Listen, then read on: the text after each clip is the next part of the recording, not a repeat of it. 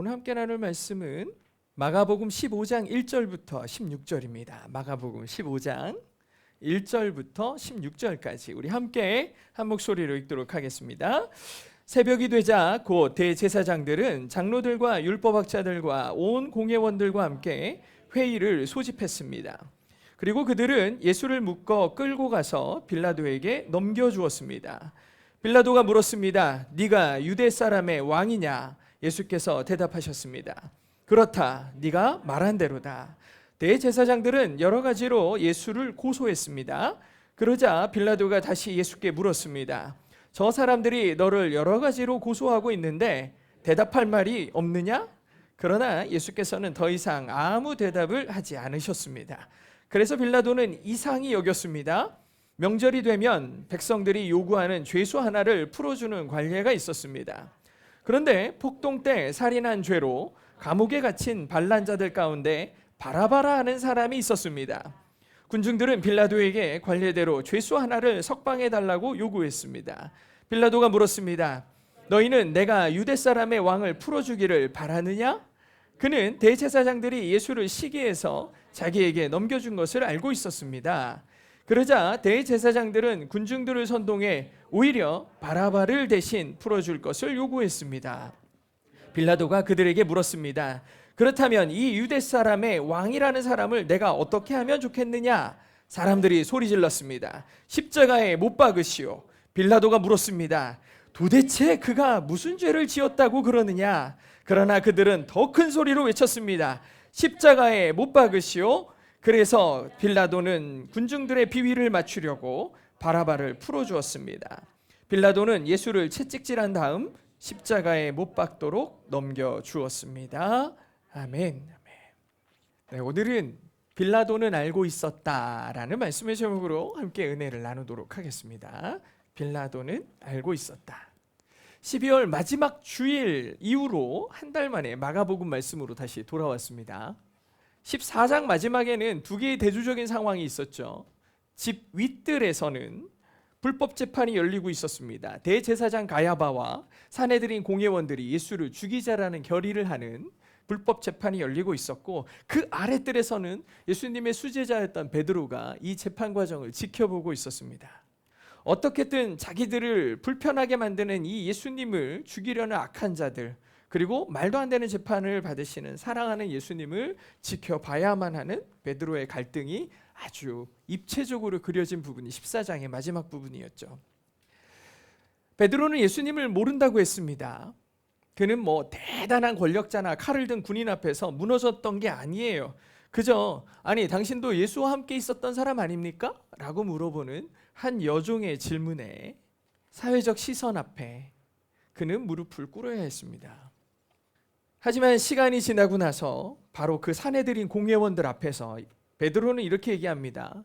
내가 하나님 앞에서 당신들의 말을 들어야 되겠습니까? 하나님의 말씀을 들어야 되겠습니까? 이 놀라운 역사를 이루신 분은 예수 그리스도입니다라고 담대하게 목숨을 걸고 외치는 장면이 나옵니다. 예수님을 만난 사람, 성령에 충만한 사람이 어떻게 변하는지, 어떤 놀라운 변화를 일으킬 수 있는지를 보여주는 장면이죠. 비록 14장의 마지막 부분은 베드로의 엄청난 후회와 아픔으로 끝이 나게 되지만 우리는 이 낮아짐과 자기 부인을 통해서 이루실 하나님의 뜻을 기대할 수 있다라는 얘기가 12월 마지막 주였습니다. 그리고 오늘 15장이 시작되죠.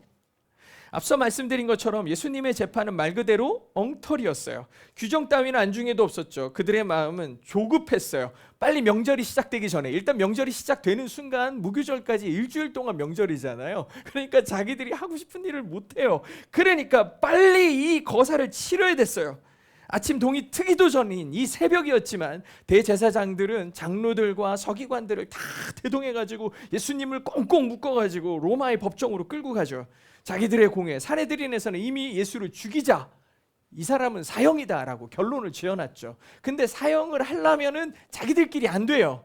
누구의 허락을 받아야 되냐? 지금 이 나라를 통치하고 있는 로마 법정의 허가가 떨어져야 사형을 집행할 수 있거든요. 오늘 우리가 읽은 이 부분은 로마의 사형 집행을 결정하는 장면이 나오는 곳이에요. 우리가 오늘도 사도신경으로 신앙 고백을 예배를 시작하면서 했지만 여기에 등장하는 특별한 이름이 하나 있는데 바로 본디오 빌라도입니다. 본디오 빌라도. 신앙 고백을 할 때마다 나와요. 본디오 빌라도에게 고난을 받으사 십자가에 달려 죽으시고, 예수님께서 빌라도에게 고난을 당하시고 십자가에 죽으셨다라고 우리는 고백하죠. 벌써 수천 년 동안 수많은 크리스천들에 의해서 이 사람은 저주의 인간이 돼버렸어요. 본디오 빌라도.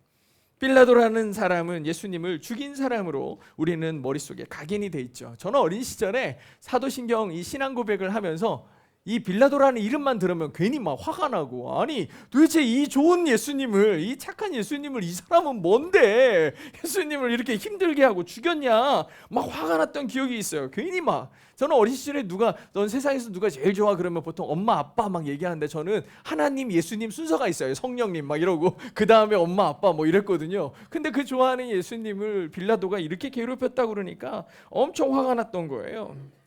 근데 나이가 들고 조금씩 지나면서 성경을 이제 읽어보는데 조금 혼란이 오기 시작했어요. 왜냐면은 이 빌라도라는 사람에 대해서 한번 읽으면서 아니 뭐 그렇게 나쁜 사람 같지가 않은데? 라는 생각이 드는 거예요. 그렇게 나쁜 사람 같지가 않은 거예요.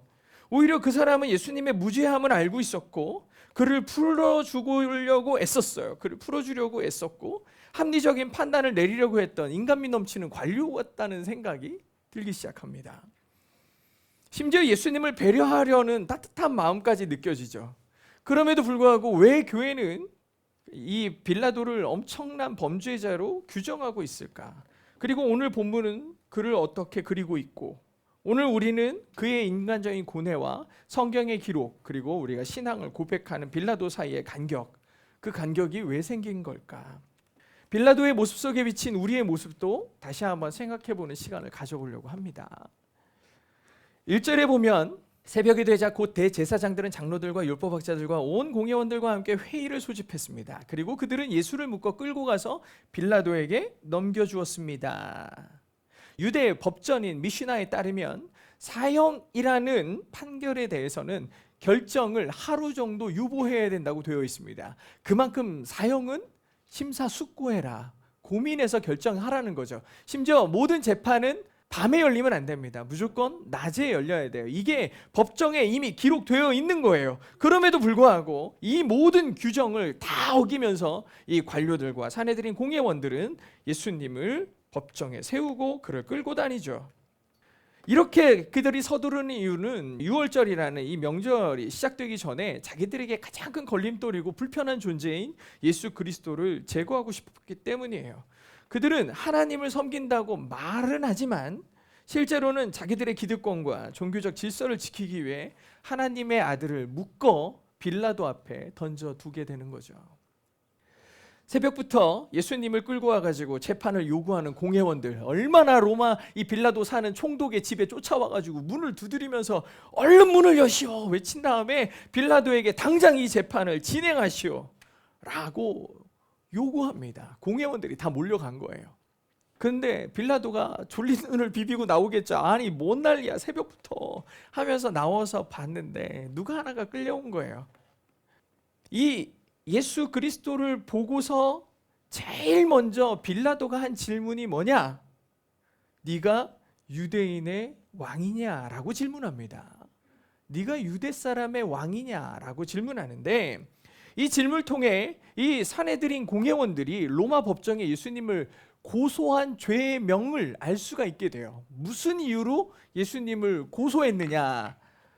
사실 예수님을 이 사람들이 고소한 가장 큰 근거, 이 사람이 사형에 맞다고 생각한 근거는 신성모독이죠. 신성모독의 근거는 바로 14장에 나옵니다. 예수께서 묵묵히 아무런 대답도 하지 않으니까 대제사장이 질문하죠. 네가 찬송받으실 하나님의 아들 그리스도냐? 예수님이 대답하십니다. 내가 바로 그다. 너는 인자가 전능하신 분의 오른편에 있는 것과 하늘 구름을 타고 오는 것을 보게 될 거다 라는 얘기를 듣자마자 대제사장이 자기의 옷을 찢고 정말 하나님 앞에 분노하면서 예수 그리스도는 죽어 마땅하다고 얘기를 하는 장면이 나옵니다. 예수 그리스도를 사형에 마땅하다고 그들이 고발했던 것은 원래는 신성모독이에요. 그런데 대제사장이 고발한 내용과 달리 총독 빌라도가 예수님에게 질문한 내용은 네가 유대인의 왕이냐라고 질문해요. 즉 고발의 죄명이 뭐였냐면 반역죄였어요. 예수 그리스도를 로마 법정에 고발한 근거는 예수가 반역했다라는 거였어요.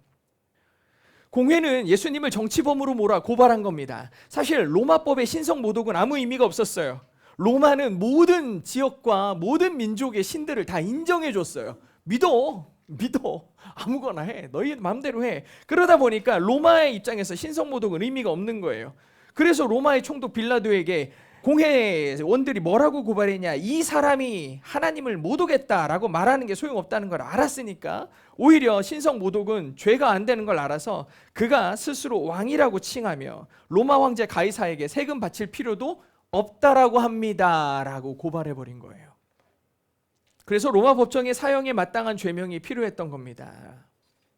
종교적 증오에 정치적 프레임을 덮어 씌운 거죠. 이건 오늘날에도 일어나는 아주 악의 전형적인 모습들이에요. 정치인들을 보면 자기들이 원하는 것을 이루기 위해 꼭 끌어다 쓰는 사람들이 국민이죠. 국민이 원한다는 거예요. 자기가 하고 싶으면서. 그러면서 정치적 프레임을 자기의 욕심에 덮어 씌워버립니다. 사회주의자들을 보십시오. 자기들의 우두머리, 그 우두머리를 우상화하기 위해 가지고 교회를 파괴하고 조종하지 않습니까? 본질을 흐리고 상대방을 사회적 적대자로 낙인 찍어서 제거하고 싶은 게 이런 자들의 악한 행동입니다. 그런데 더 놀라운 건 공회의 이런 말도 안 되는 고발에 예수님은 아무런 저항하지 않으신다는 거예요. 여기서 우리는 빌라도라는 사람에 대해서 한번 생각해 볼 필요가 있어요. 그는 로마의 아주 하급 관료였어요. 군인이었어요. 근데 전쟁에 나가서 큰 공로를 세우다 보니까 점점 인정을 받기 시작했고 결국엔 로마의 총독으로, 이 유대 지역의 총독으로 파견이 되게 됐죠. 근데 사실 이 유대가 편한 정치를 할 수 있는 곳이 아니에요. 왜냐하면 종교적 특색이 너무 강하다 보니까 여기서 총독을 하는 거는 끊임없는 폭동과 시위들이 일어나기 마련이었어요. 그러니까 쉬운 곳은 아니었죠. 하지만 그래도 빌라도가 이곳에 총독으로 왔습니다. 빌라도가 이 유대를 통치하는 10년 동안 3번의 큰 폭동이 일어나는데, 한 번은 이 빌라도가 이 유대에 이렇게 부임을 하면서 로마의 그 황제를 우상화하는 깃발들을 다 가져와 가지고 유대 곳곳에다가 깃발을 세워놓는 거예요. 그러니까 유대 사람들은 우리는 하나님만 믿는데 거기에 막 우상이 곳곳에 세워지니까 이것을 다 제거하라고 막 시위를 하고 난리가 난 거죠. 또 한 번은 수로를 공사를 하겠다. 로마가 수로 공사가 아주 탁월하거든요. 도로 공사와 수로가. 그러니까 수로를 만들겠다는데 돈이 없는 거예요. 그러니까 예루살렘 성전에 있는 그 돈들, 고르반으로 돈이 적립되어 있던 돈들을 다 끌어다가 그 수로 공사를 하는 거예요. 그러니까 사람들이, 아니 우리 하나님께 바친 걸 네가 뭔데 그걸 가져다가 수로 공사를 하느냐 해가지고 또 막 시위가 일어나가지고 폭동이 나고 막 난리가 난 거예요. 이렇게 폭동들이 일어나면 이 빌라도가 군인 출신이잖아요. 그리고 하급 관료다 보니까 자기를 무시하는 감정도 들고 자기가 쓸 수 있는 것이 힘인 걸 아니까 이 사람들을 엄청나게 핍박을 하고 강하게 핍박을 해가지고 정말 많은 사람들이 죽거나 다치는 일들이 수시로 일어났어요. 빌라도의 성격이 매우 권위적이고 완고해가지고 통치자로서의 융통성이나 다른 사람들의 말도 잘 듣지 않았던 성격이었다고 합니다. 그러다 보니까 끊임없이 사람들과 부딪혔고, 사람들을 또 그런 부딪힘 가운데 힘이 있으니까 이 사람들을 괴롭히고 못하게 만들었죠.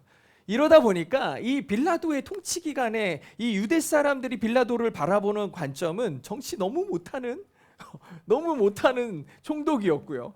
로마 입장에서 보면 아니 쟤 보내놨더니 계속 밀란이 일어나고 폭동이 일어나고, 아이 쟤 왜 저렇게 못하는 총독이야 이렇게 하면서 뭔가 언젠가는 쳐내야 될 그런 대상쯤으로 간주되고 있었던 상황인 거죠.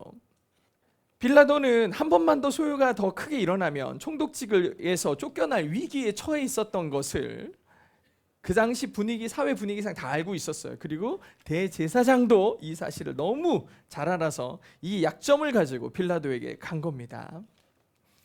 대제사장이 이 위기에 있는 빌라도에게 아주 자기들의 편한 재판을 요구하는 건데요. 예수님을 사형에 처해달라고 이미 얘기를 합니다. 어쩌면 빌라도에게 이 재판은 유대 관료들에게 쉽게 점수를 딸 수 있는 절호의 기회였어요. 왜냐하면 당신들이 원하는 게 이거예요? 그렇게 하세요. 마음대로 하세요. 라고 하고 싶었는데 그냥 해달라는 대로 해주면 될 일인데, 이게 죄목이 뭐냐면 사형입니다. 반역이에요. 그냥 쉽게 결정할 수 있는 얘기가 아니에요. 이게 로마의 입장에서도 그렇고 유대의 입장에서도 그렇고 쉬운 일이 아닙니다. 그래서 좀 고민을 하는 장면이 오늘 우리가 읽은 내용에 들어옵니다.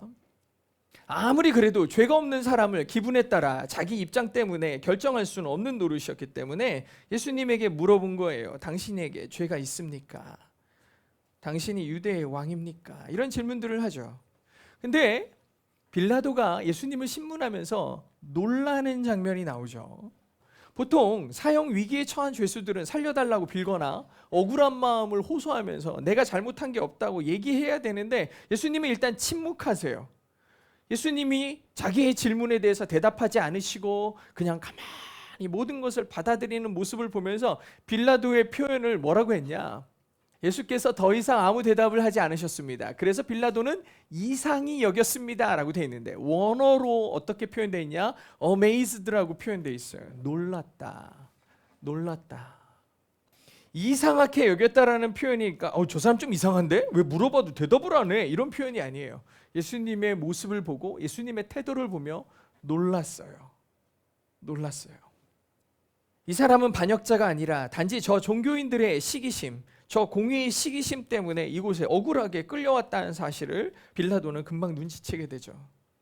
그래서인지 복음서에서 정황상 빌라도가 예수님을 3번이나 이 사람은 죄 없는 사람입니다 라고 대중 앞에 선언합니다. 이 사람은 죄가 없어요. 빌라도는 예수님을 구해주고 싶었어요. 죄가 없는 사람을 자기의 섣부른 결정으로 죽이고 싶지도 않았어요. 하지만 대제사장들의 체면도 세워줘야 되잖아요. 그래서 생각해낸 게 있었는데 그게 뭐냐? 이제 곧 명절입니다. 그러니 우리 한 사람 살려줍시다 라고 하는 거예요.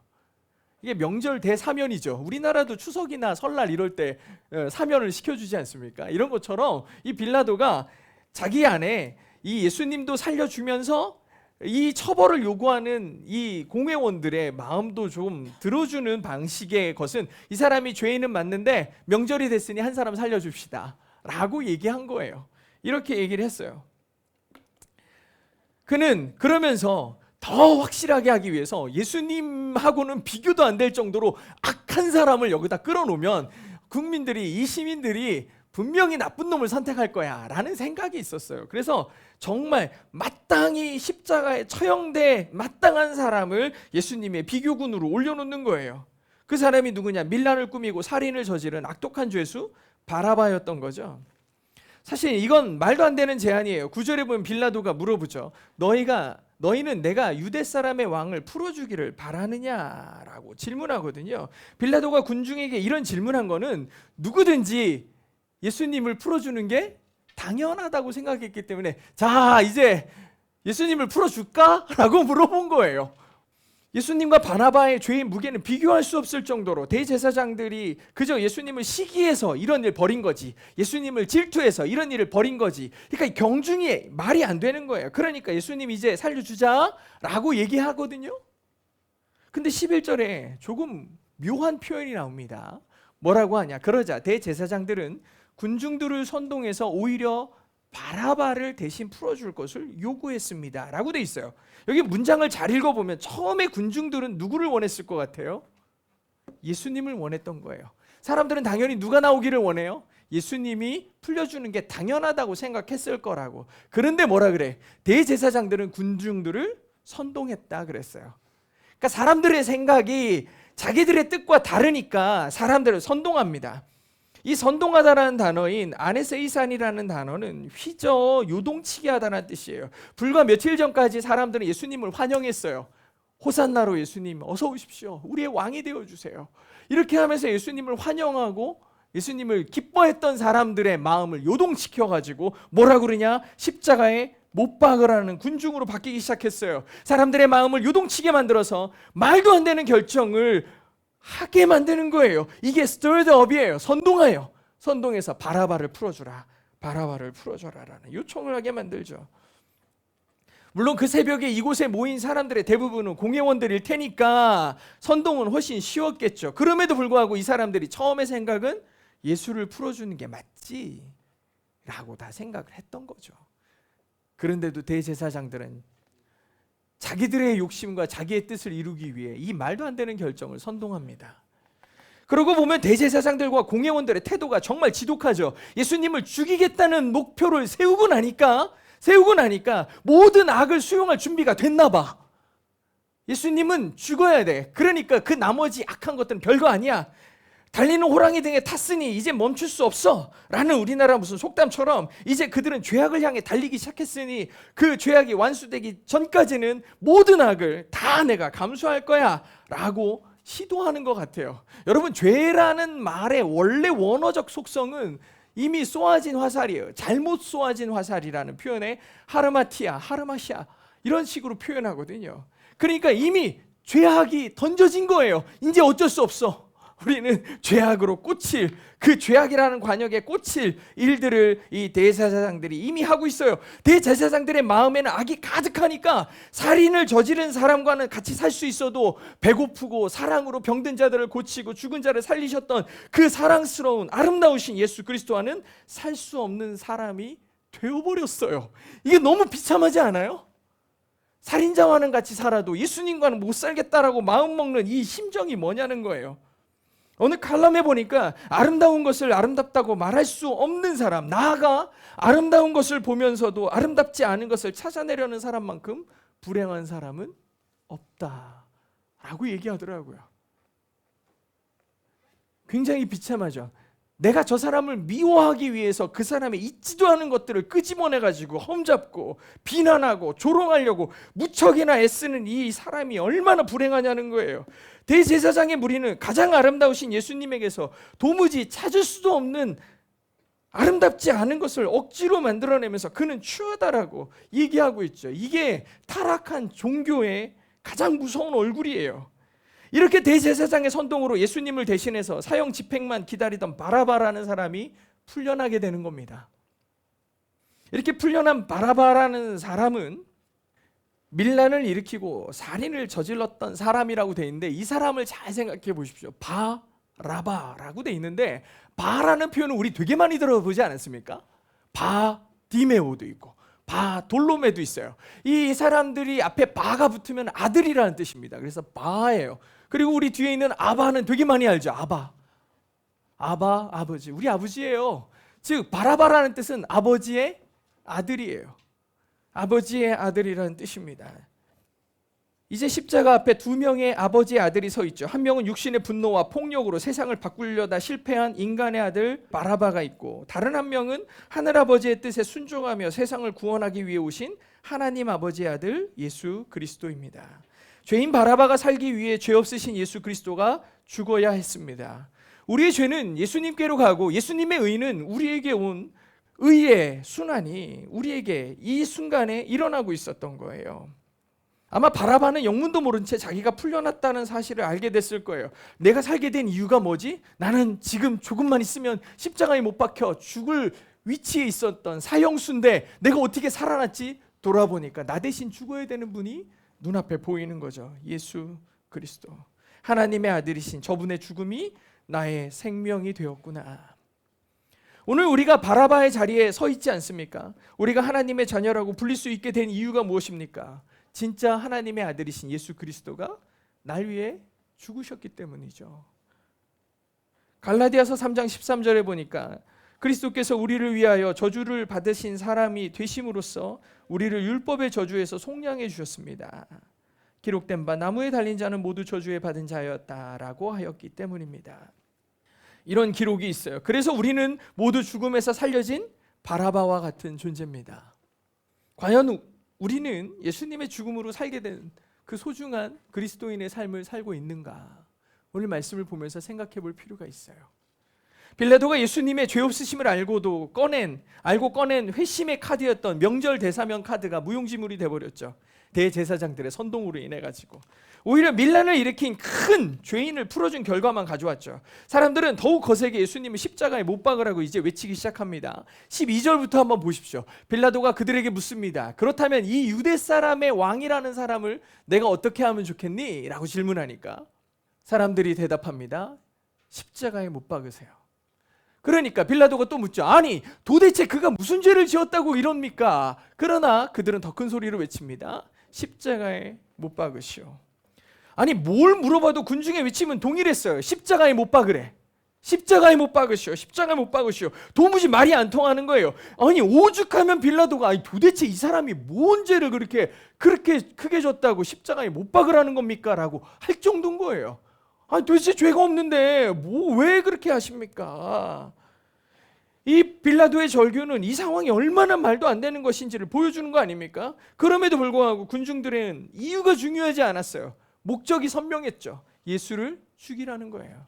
예수를 십자가에 못 박아라. 뭔 질문을 해도 이 대답밖에 안 해요. 생각해보면 십자가에 못 박으라는 구체적인 이 형벌의 제도도 동시에 누가 얘기한 거겠습니까? 대제사장들이 사람들을 선동한 거예요.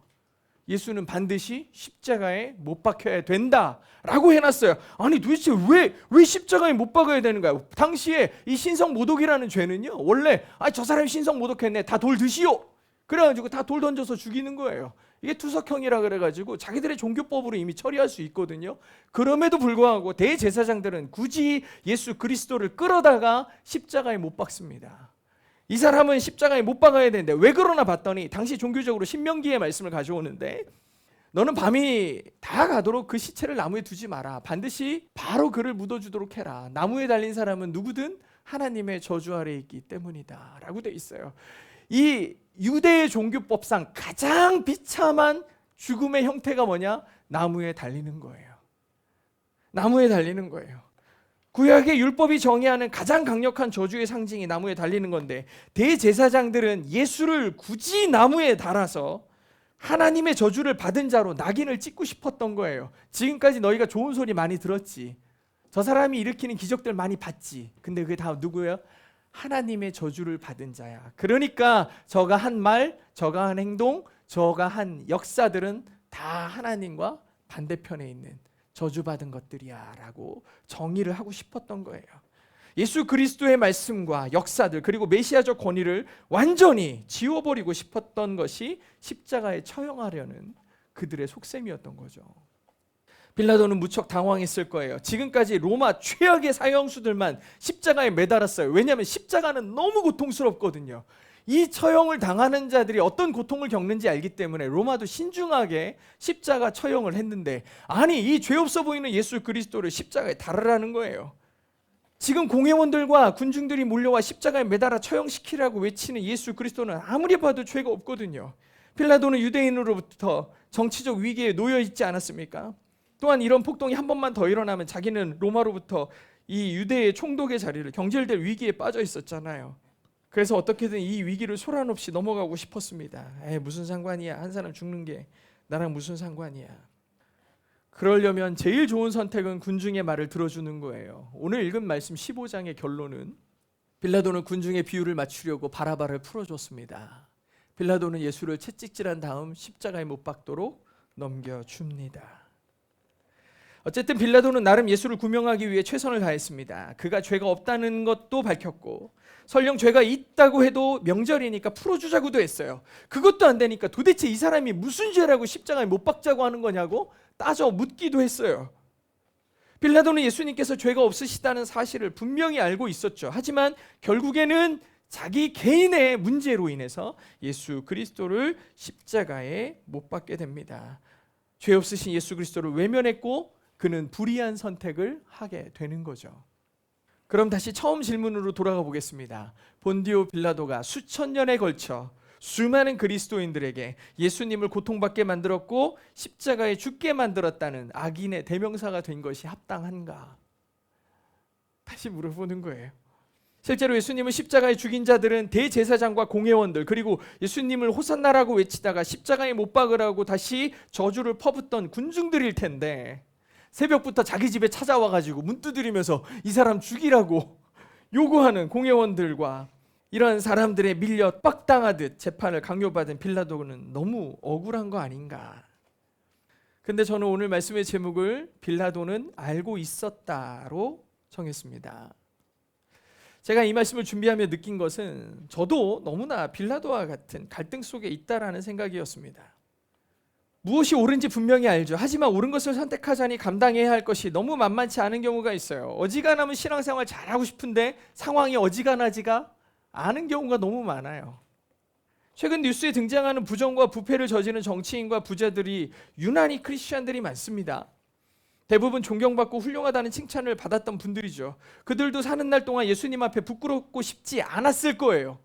뇌물을 주고서 자기가 높은 자리에 올라가고 싶지 않았을 거라고요. 하나님께서 길을 여시고 그냥 가만히 있다 보면 그 자리에다 갖다 놓으실 것을 기대했을 거라고요. 그런데 세상이 만만치 않아요. 그냥 가만히 있으면 도태되고 버려질 것 같은 거예요. 그러니까 상황이 어지간하지 않았던 거죠. 높은 자리에 올라섰다고 승질 부리고 갑질하고 싶지 않았겠죠. 온유하고 따뜻한 사람이고 싶었을 거라고. 사람들에게, 이웃에게 그리스도의 향기를 바라고 싶었을 겁니다. 하지만 상황이 녹록지 않았을 거예요. 그렇게 하지 않으면 온전한 일을 할 수 없다고 자기 합리화를 했겠죠. 더 높은 자리에 올라가고 더 많은 돈이 생기면 하나님을 위해 더 많이 충성할 수 있을 거라는 자기 합리화.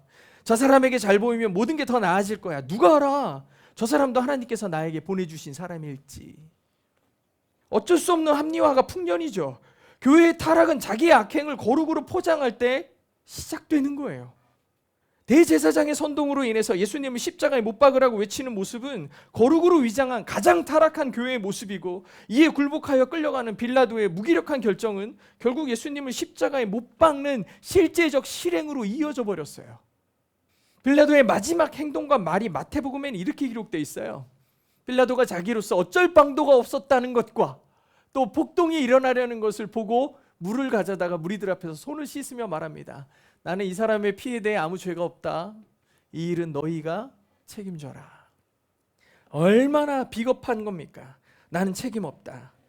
기만이죠. 그는 유대 총독으로서 최종 판결권자였어요. 그는 무죄를 선언할 권세가 있었으나 권력을 위해 진리를 팔아버립니다. 빌라도는 폭동이 일어날 것이 두려웠거든요.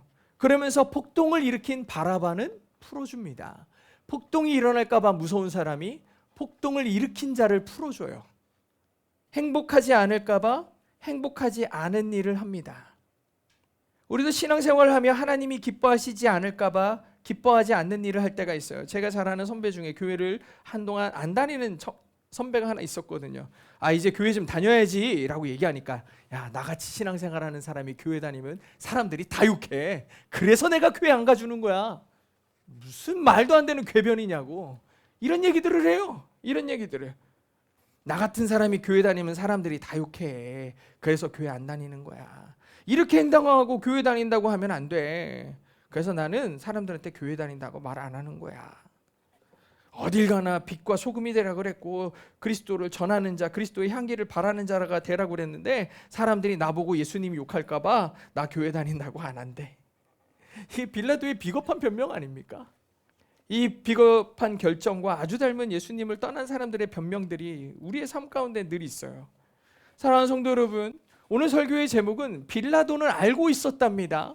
그는 무엇이 옳은지 알았어요. 그러나 그 옳음을 선택할 때 감당해야 될 손해와 두려움이 너무 컸어요. 우리도 날마다 빌라도와 같은 갈등 앞에 서죠. 이번 한 번만 눈 감으면 더 좋은 일, 더 나이스한 걸 할 수 있어. 세상 물정 모르는 소리 하지 마. 상황이 녹록지 않잖아. 나중에 잘 되면 그때 더 잘하면 되지. 라며 우리의 불의를 거룩으로 포장하고 합리화합니다. 교회의 타락은 악행을 저지르는 순간이 아니라 그 악행을 어쩔 수 없는 선택이라고 포장할 때 시작되는 거예요. 빌라도는 폭동이 일어날까 봐 두려워 바나바를 풀어주지만 결국 그는 역사 속에 예수님을 죽인 자로 각인되어 버렸죠. 행복하지 않을까 봐 행복하지 않은 일을 선택하는 어리석은 인간이었던 것뿐입니다. 우리는 빌라도와 다른 선택을 할 수 있기를 바랍니다. 빌라도가 왜 그런 선택을 했는지 아니까. 우리는 다른 선택을, 그리고 다른 길을 할 줄 알아야 돼요. 우리는 그러지 말아야 돼요. 예수님은 우리를 구원하시는 일이 부담스럽고 힘든 일이었지만 기꺼이 우리를 위해 십자가를 지셨고 죽으셨죠. 이제 우리의 선택은 인간의 계산에 의한 선택이 아니라 우리를 향한 예수 그리스도의 사랑을 바탕으로 선택해야 됩니다. 우리는 예수님을 아는 사람들이에요. 그래서 우리는 진리를 아는 사람들인 거죠. 세상의 비율을 맞추는 삶이 아니라 하나님을 기쁘시게 하는 삶, 그런 삶을 사는 저와 여러분 될 수 있기를 주의 이름으로 축복합니다.